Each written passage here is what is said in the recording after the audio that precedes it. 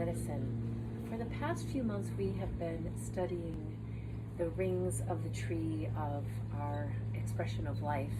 And I wanted to bring our philosophical, our studies from conference into our asana and our physiological yoga practice.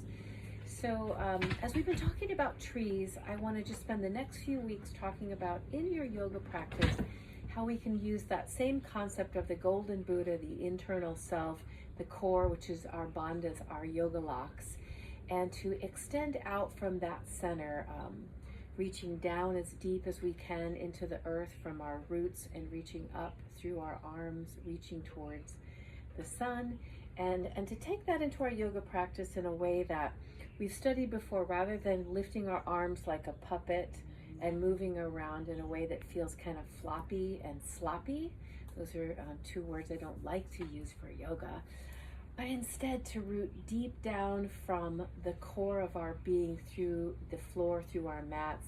And every time we bring our arms up, to reach as wide as we can and as high as we can.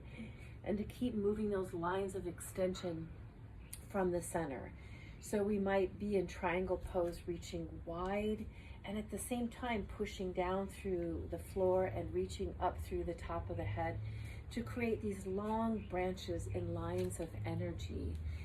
The same in our daily habitual patterns of life, to think about how we can get a little bit taller and wider in how we hold ourselves in patterns of standing and sitting in our cars, at our desk, at our kitchen tables, on our couches. And to think of a rooting system from your center. In other places, we just call that core work, right? In your core. But to find that place and to, instead of just using the analogy as the rope being taut, now we can think of the tree that is strong and extends through the trunk and reaches through the branches down through the roots. So in your yoga practice this week, as well as in your habitual patterns of just how you're doing life, think of being and embracing the tree, rooted through your center and extending out in all different directions.